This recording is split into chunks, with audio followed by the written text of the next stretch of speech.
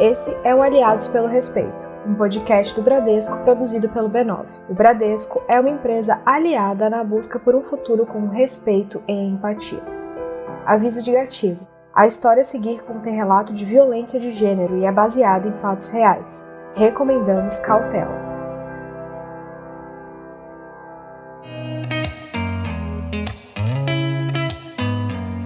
Eu tinha acabado de voltar de um intercâmbio e estava cheia de ideias.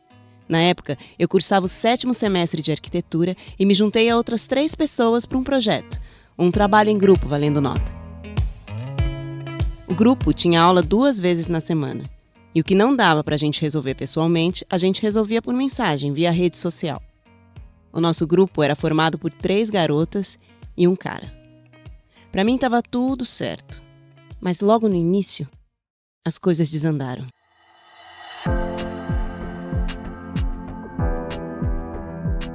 Por mensagem, eles sugeriam datas e horários para a gente se reunir. E era sempre em momentos que eu não podia estar presente. Eu ralava muito, era bolsista. As coisas não eram fáceis para mim. E quando eu dizia não poder participar tal dia e tal hora, eles marcavam mesmo assim. Isso começou a me incomodar. Mas eu fazia tudo o que podia para acompanhar o ritmo do grupo, mesmo não estando presente em todas as reuniões. Até que as coisas começaram a piorar.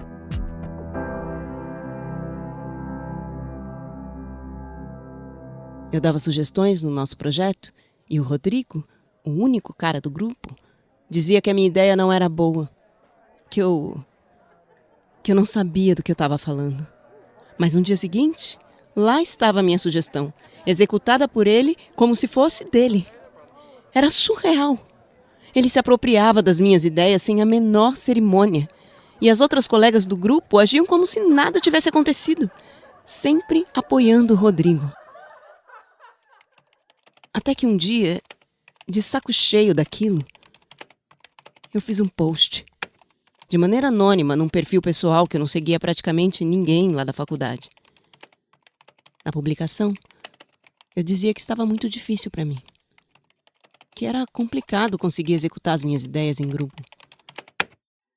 Eu juro que foi uma postagem bem genérica, numa rede social com pouquíssimos seguidores. Eu não identifiquei ninguém, a conta era anônima, era nada demais mesmo, só um desabafo. Eu não sei como aconteceu. O Rodrigo, esse meu colega de grupo, descobriu o post. E daí pra frente a minha vida virou um inferno.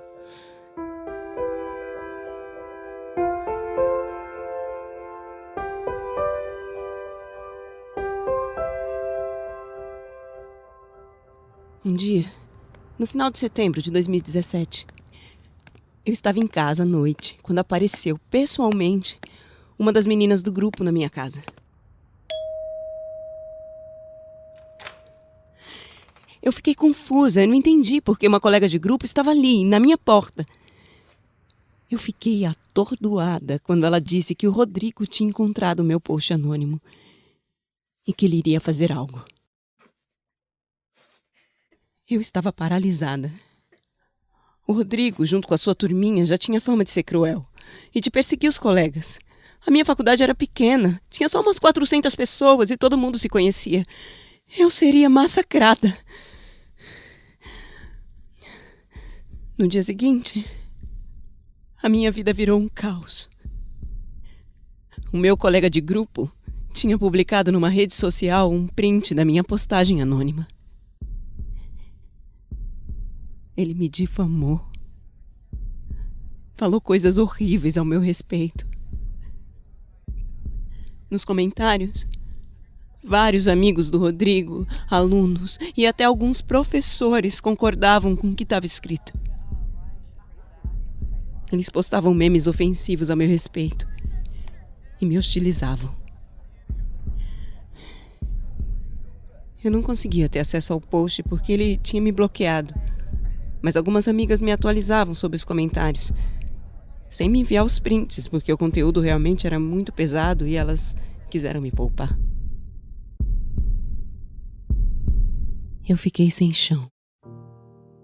Fui exposta por um colega numa publicação que repercutiu no campus todo. entre os colegas de turma, amigos e professores. Mandei uma mensagem para o Rodrigo em outra rede social. E ele respondeu que tinha feito aquilo para eu aprender. Disse que ele era um aluno nota 10, que sempre tirava notas boas e que eu devia estar agradecida dele ter me deixado participar do grupo. E que eu era uma ingrata.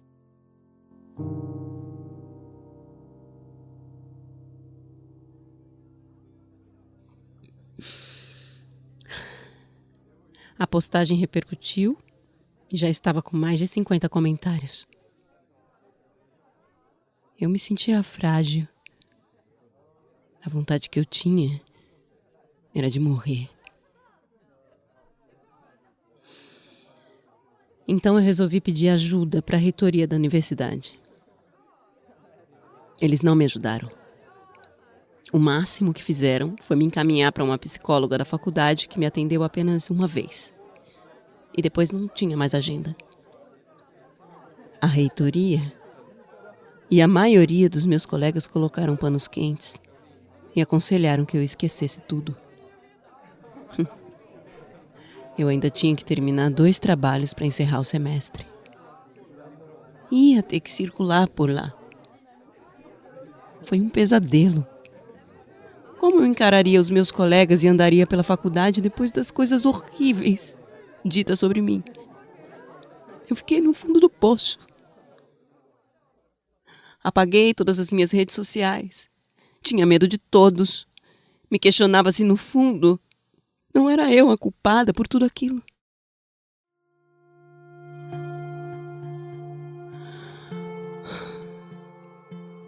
Consegui auxílio de uma psicóloga que atendia preços populares.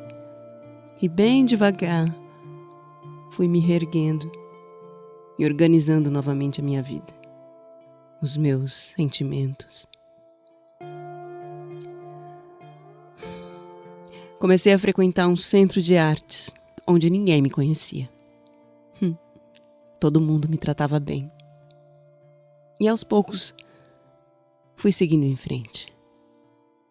Jamais pensei que seria vítima de um linchamento virtual. Muito menos imaginei a força negativa que isso teria na minha vida. Algumas consequências do linchamento e da exposição foram irreparáveis.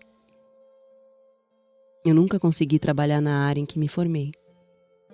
E acredito que ter sido atacada publicamente tem uma parcela de responsabilidade nisso. Hoje, já consigo ter um perfil aberto de trabalho numa rede social. Me sinto mais confiante. Fiz novas amizades. Se acontecesse aquilo comigo hoje, acredito que agiria diferente. Eu abriria um processo. Me defenderia.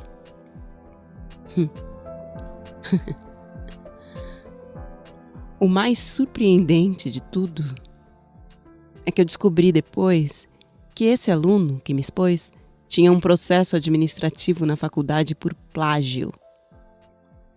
Ele plagiou o trabalho de outra aluna, foi descoberto e nada foi feito.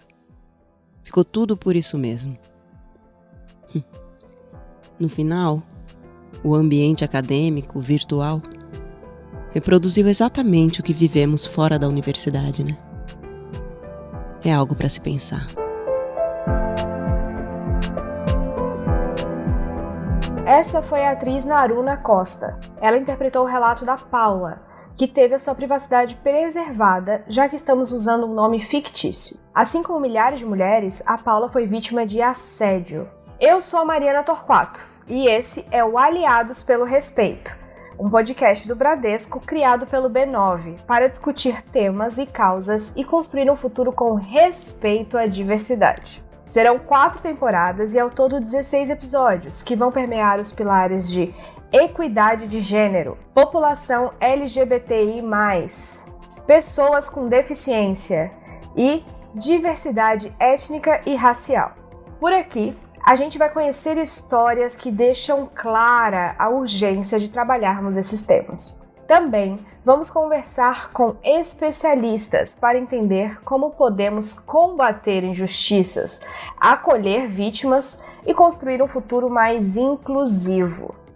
Nessa primeira temporada, de 4 episódios, o assunto é assédio contra mulheres.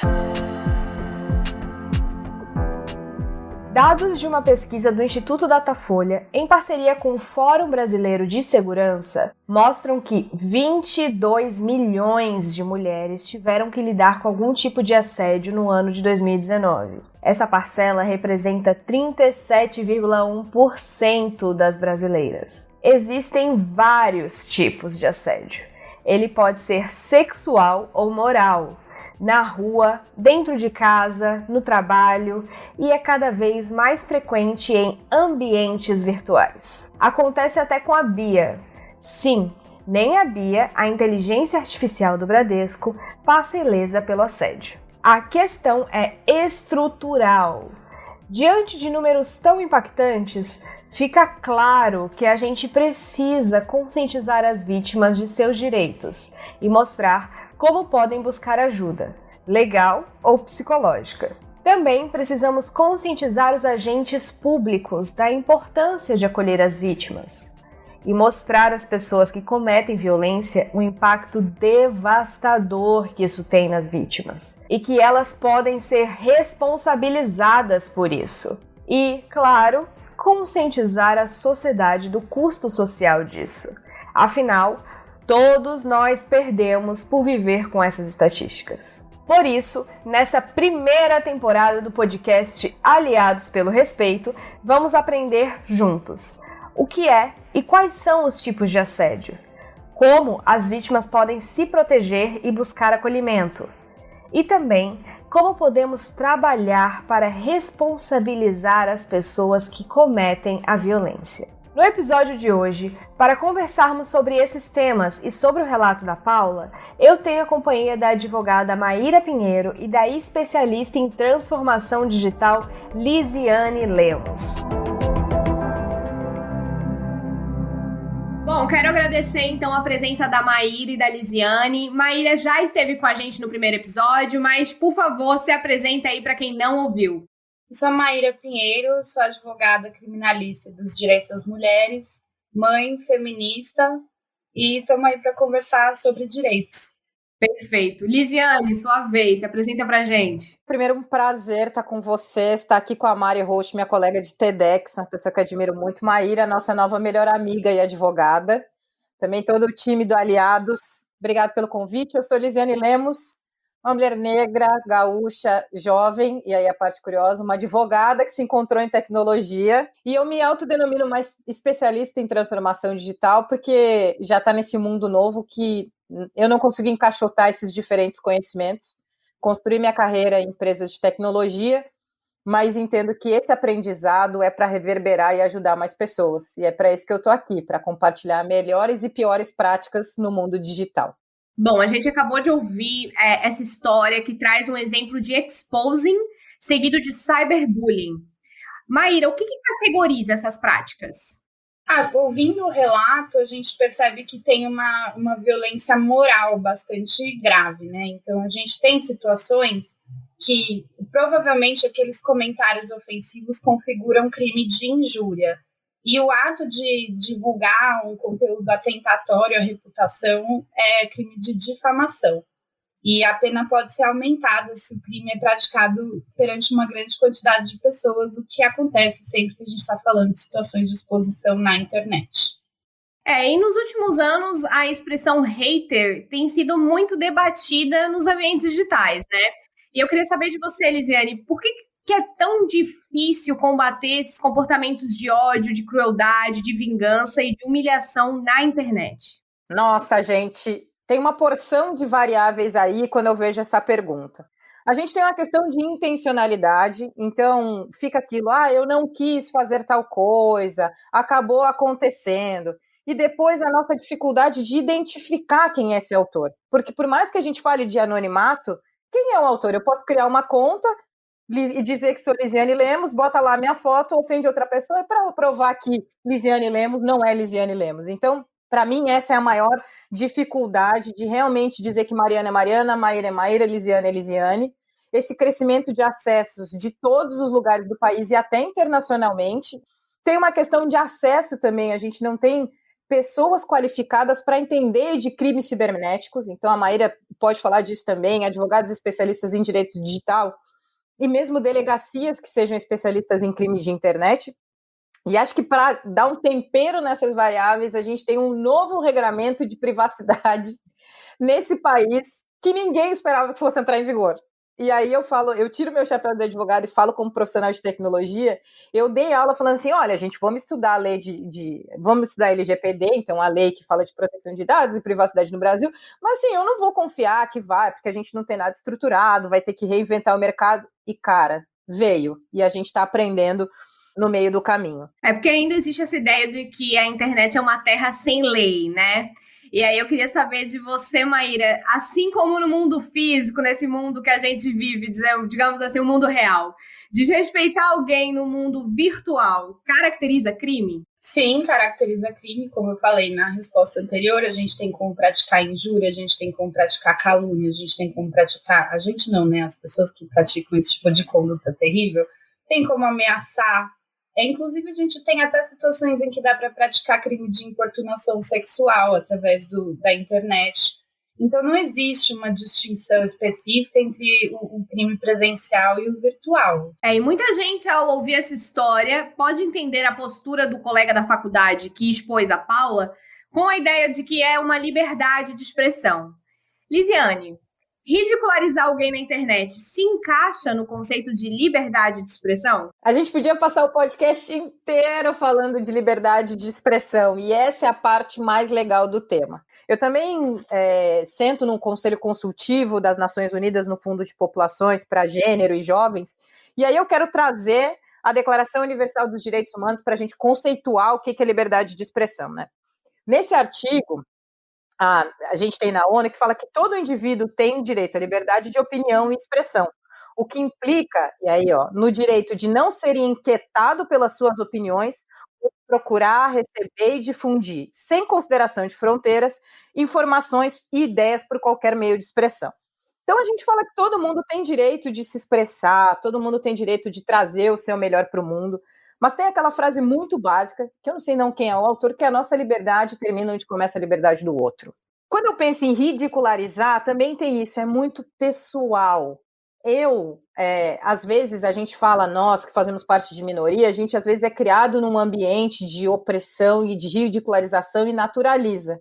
E às vezes a gente está sofrendo uma agressão por parte do outro. Então, para entender o que é ridicularização, você tem que colocar o seu limite, e eu estou dizendo de autoconhecimento, de não deixar que a pessoa te desrespeite por achar que isso é um comportamento natural. O que eu quero dizer com isso? Se eu vivo num ambiente racista, eu não tenho que aceitar esse tipo de crime. Se encaixa no conceito de liberdade de expressão? Não. E a gente tem que ser vocal. E aí eu quero trazer também o papel da gente enquanto comunidade. Como eu te falei, às vezes a pessoa não sabe que ela está sendo alvo de uma conduta racista, de uma conduta machista, de uma conduta sexista, ou ela não se sente forte o suficiente para expor. E aí é o nosso papel de aliado, e a gente está falando de aliados pelo respeito. Não é porque, às vezes, eu, como mulher negra, preciso que um homem branco seja um aliado e traga aquilo à superfície para que eu não sofra retaliação. Levando a liberdade de expressão para um lado positivo, eu quero que os aliados sintam liberdade de expressar quando eles acham que alguma coisa está errada. Acho que a gente constrói, tem uma frase, né? A gente constrói o mundo que a gente quer viver. E, para mim, nessas ocasiões, nesse caso que a gente falou, a gente precisaria de aliados para construir a sociedade que a gente acha que faz sentido. Quando a gente fala de liberdade de expressão, como muito bem a Lisiane colocou, a gente está falando de um direito fundamental que ele não é absoluto. E a gente pode ter restrições à liberdade de expressão que tem a ver com a forma em que determinado discurso vai ser proferido. Então, por exemplo, aquilo que a gente não pode dizer em período eleitoral porque é campanha antecipada ou porque não pode fazer campanha na véspera da eleição, isso é uma restrição à liberdade de expressão pela forma. E a gente tem também restrições à liberdade de expressão pelo conteúdo. E aí a gente está falando tanto do direito à honra, que é aquele que é ferido quando a gente tem injúria, quando a gente tem ofensa, quando a gente tem calúnia, quando a gente tem difamação.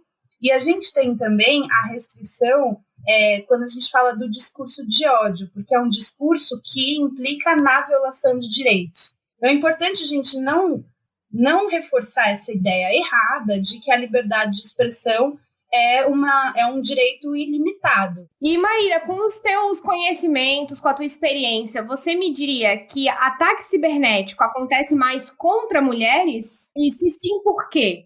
O ataque contra a mulher, ele sempre tem um ingrediente de gênero, né? Então, quando uma mulher é atacada por qualquer assunto que seja, em geral, ela vai ser atacada também pela sua moral sexual. Então, independente do que essa mulher tiver dito e pelo que ela estiver sendo criticada, ela vai ser chamada de vadia em algum momento. Assim como quando a gente está falando de situações de pessoas negras, vai acontecer a mesma coisa. A pessoa vai ser criticada pelo assunto que for e ela vai ser atacada também de forma racista. Então, o que a gente pode analisar dessas questões dos ataques cibernéticos é que eles vão reproduzir as opressões estruturais que fazem da nossa sociedade uma sociedade que odeia mulheres, uma sociedade que odeia negros, uma sociedade que odeia LGBTs, uma sociedade que odeia pessoas com deficiência, e por aí vai. Então, o conteúdo desses ataques sempre vai passar pelo marcador social da diferença que a pessoa atacada carrega consigo. E como que as instituições recebem essas denúncias? Isso é levado em consideração? Por exemplo, uma mulher negra com deficiência que sofre esse tipo de assédio? O Brasil é signatário de diversos tratados internacionais de direitos humanos que colocam sobre o Estado brasileiro a obrigação de punir, prevenir e erradicar essas formas de opressão. Agora, a gente está muito longe de ter políticas institucionais mais consistentes para combater esse tipo de violência.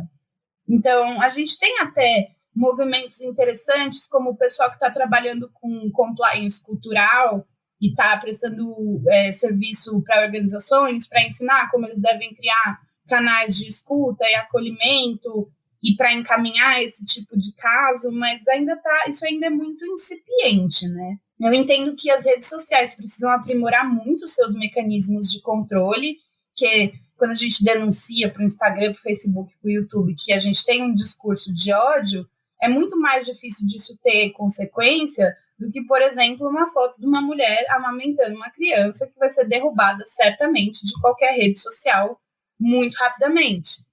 A gente tem no SaferNet canais de denúncia específicos para discursos de ódio, mas falta muito ainda. A Lisiane vai poder descrever muito melhor o quanto que está precário essa situação. Não, eu queria até fazer um complemento no que a Maíra está falando. Quando a gente fala de transformação digital e inovação, o pecado número 0 é que as pessoas acham que é tudo sobre digital e sobre tecnologia. Tem um dos meus livros favoritos na vida, que ele fala que toda a chave para a transformação digital são as pessoas. Online e offline, estamos falando de seres humanos. Isso vai se refletir, em um segundo momento, também em quem cria essas tecnologias, quem escuta essas denúncias, quem constrói os mecanismos. E aí vem outra dica, né? Um documentário Coded Bias, que fala especificamente de raça, mas o que eu quero provocar é, enquanto a tecnologia não for construída por pessoas plurais, por minorias, e essas denúncias também forem recebidas por minorias ou por times plurais em localidade, idade, faixa de renda, onde estudou, a gente vai continuar reproduzindo modelos machistas, racistas, homofóbicos e todos os outros crimes, né, as outras condutas que atingem essas pessoas. E isso vai também no recebimento da denúncia. Grande parte dos crimes cibernéticos não são denunciados e acabam ficando impunes, muitas vezes porque as mulheres acreditam que não vai dar em nada.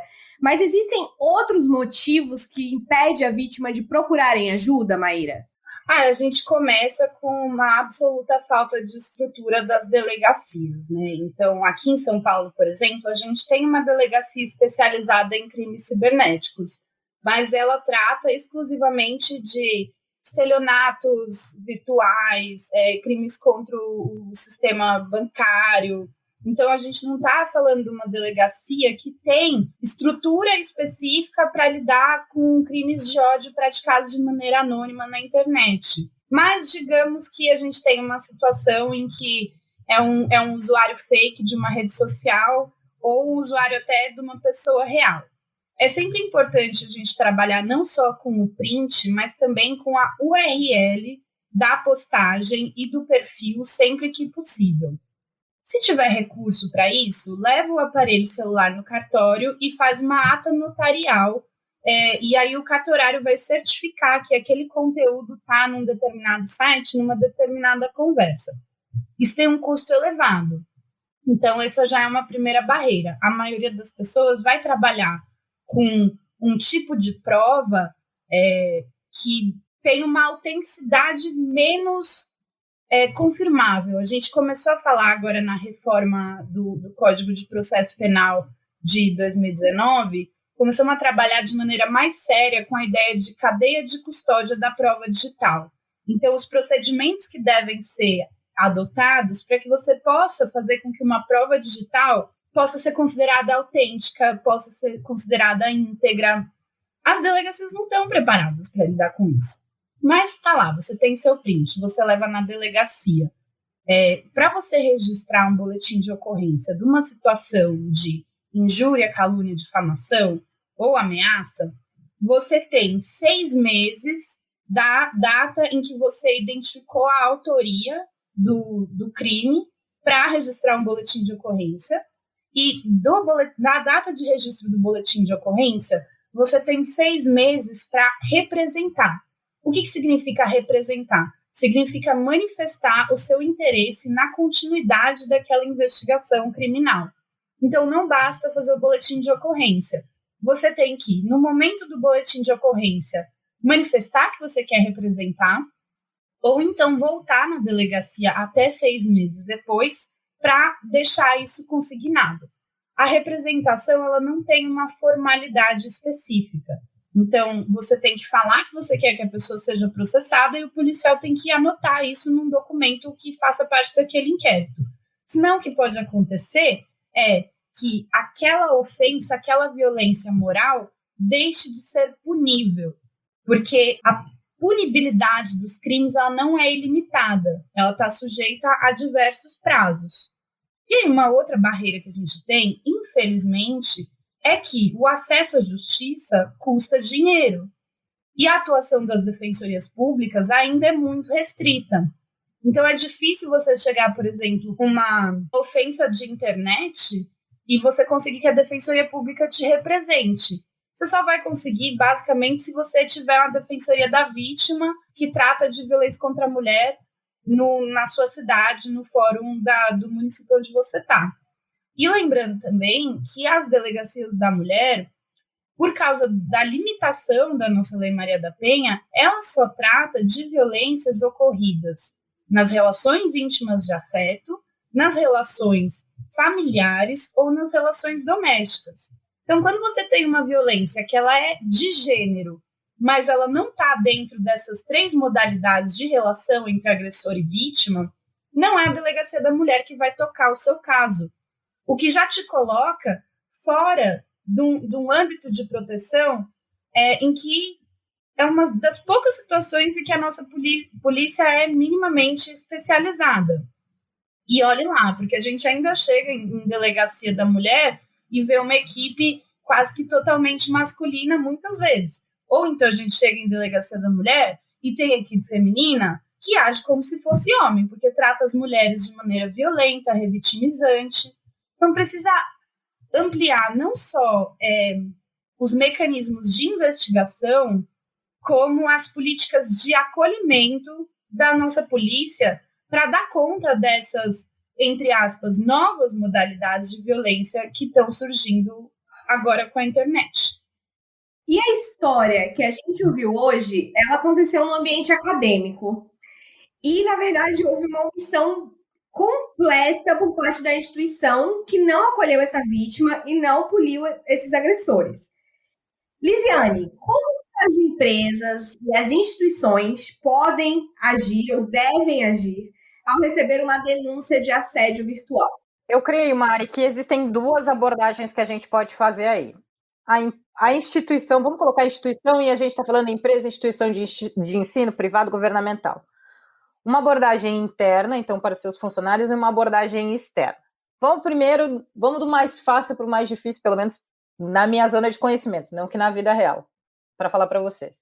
Internamente com seus funcionários. É importante construir primeiro uma abordagem 360. Não é só construir uma hotline e achar que vai estar tudo bem. A gente tem que ter, assim como a Maíra falou, um profissional especializado para escutar essas denúncias e para não imprimir o seu julgamento. Então, como ela falou, policial ou a policial já chega dizendo que a pessoa está se vitimizando, que é mimimi, que é política da empresa, etc. Não, ela tem que ser imparcial naquela escuta, ela tem que ter uma escuta empática, porque aquela pessoa pode estar em sofrimento, pode estar com um problema psicológico desencadeado em razão da situação e etc. E ela tem que ter uma equipe que possa auxiliar, porque, olha, sendo bem transparente com vocês, todas as empresas que eu conheço que abriram um canal de compliance tinham muita demanda represada, que não tinha para onde ser encaminhada. Então, esse é o primeiro, da gente ter um profissional que entenda disso. Depois, o que eu coloquei aqui é quem escuta, né? Você ter essa abordagem 360, um psicólogo que possa ajudar essa pessoa, o gerente dela, que tem que estar também preparado para esses próximos passos, vai dar uma licença, ela vai continuar trabalhando, vai trocar de área, garantir uma política efetiva de não retaliação, que é o mais difícil, porque é muito sensível. Porque pode ser que o direto envolvido na relação não retalie, mas o melhor amigo dele que está na área retalie indiretamente numa análise de performance, numa questão de vendas. Então, tem todo um ecossistema envolvido ali que tem que ser também acompanhado. Vai ter que ter uma conexão também com o setor público, e ele tem procedimento que conta com suporte governamental, que tem na parceria com a própria iniciativa privada, com autoridades judiciais. Então, quem é que vai centralizar? Porque às vezes é uma atitude criminosa, e atitudes criminosas têm que ser encaminhadas ao judiciário, ao devido sistema legal.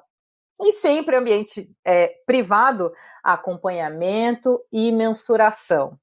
Acho que a grande dica também, para toda a política de ação afirmativa, ou mesmo a política desses canais que a gente está contra assédio, o tamanho do seu interesse é diretamente proporcional ao aporte financeiro que você coloca na causa. Se você coloca um nada do seu orçamento em compliance nas denúncias, isso não é interessante, não é seu foco, não é sua prioridade. E eu não vou dizer que está tudo bem, porque não está tudo bem, porque ela tem que ser uma linha importante, essa pessoa tem que ter apoio. Externamente, a nossa grande maior dificuldade é que a questão de denúncias, de atenção a condutas éticas, tem que nascer com a solução. Uma forma de você conseguir que o cliente final se sinta seguro dentro de uma plataforma ou de um e-commerce, que ele seja tratado do jeito que ele quer, que ele seja acessível, e que se não é que ele tenha um canal primeiro para dar sugestões de como aquela operação pode ser melhor, e depois de denunciar se são as condutas criminosas. Aí eu quero um print para que ele tenha um acesso daquelas conversas, que são direitos proprietários. Mas acho que tudo começa por ter um interesse real, primeiro, assumir que isso existe. E eu trabalho muito com empresas de pequeno e médio porte. A primeira dificuldade que eu tenho é que eles acham, não, essas coisas de assédio e denúncia virtual é coisa de empresa grande, é coisa de multinacional, não é para mim. E eu tenho tentado trazer para essas empresas que tem que ter um código de conduta, tem que se atentar a fazer um código de ética que seja, colocar isso como parte do contrato de trabalho para construir esse ambiente e não ficar dependendo de uma denúncia, de juntar prova e trazer um problema muito maior, um funcionário normalmente desalinhado com esses valores. E para finalizar, a gente só vai construir políticas de denúncia acolhedoras quando a gente contratar para as nossas empresas, instituições, pessoas que entendam desse assunto. É uma preparação profunda e necessária. Então, no momento que a gente tiver empresas e instituições mais plurais, esses canais vão acontecer junto no investimento financeiro que faça muito sentido. O que não pode é ficar sem agir. Essa questão de representatividade que você trazou, eu acho que é muito importante, porque realmente muitas coisas as pessoas acham que não existem. Quando você, por exemplo, sofre uma opressão por causa da sua deficiência, mas você nunca teve uma deficiência, você não entende o que é isso, e como que se forma essa opressão, e como ela atinge essas pessoas, né? mas a gente falou muito aqui da questão de como é difícil as pessoas terem coragem ou ter acesso a canais de denúncia. Então, Maíra, para a gente finalizar, eu queria saber quais são os órgãos que as mulheres vítimas de ataques, vítimas de agressões na internet podem procurar. Seja para denunciar, buscar informação ou acolhimento. Onde que elas vão? São várias situações possíveis, né? Então, se a gente está falando de uma agressão que acontece no contexto de uma relação afetiva, então, por exemplo, um ex que está expondo, que está xingando, que está ameaçando, aí, delegacia da mulher. Se a gente está falando de alguma das relações que não estão cobertas pela Lei Maria da Penha, então, que não é relação íntima de afeto, que não é relação familiar e não é relação doméstica, delegacia comum. Aqui em São Paulo, a gente tem uma delegacia dos delitos, dos crimes raciais e da intolerância, o DECRAD. O DECRAD trabalha com crimes praticados contra negros e negras e LGBTs, e eles trabalham com crime de autoria desconhecida. Então, quando o autor do crime é conhecido, aí não vai para o DECRAD, vai para a delegacia comum. Temos também uma delegacia especial da pessoa com deficiência aqui em São Paulo. Se a gente está falando de uma violência moral cometida contra terceiros, então eu não sou a vítima, a gente pode fazer denúncia no Disque 100, que é o Disque Direitos Humanos. A gente tem também o Disque 180, que trata especificamente de violência contra a mulher. O Ministério Público nos estados também tem canais para você comunicar a ocorrência de crimes. E a gente tem também uma organização não governamental que toca o SaferNet, que também tem canais para denúncia dos mais variados tipos de discurso de ódio. Lembrando novamente que ofensa e ameaça na internet, você tem que registrar o boletim de ocorrência até 6 meses depois do fato, ou até 6 meses depois de você saber da autoria do fato. E depois do registro do boletim de ocorrência, você precisa manifestar seu interesse na continuidade das investigações também em até 6 meses.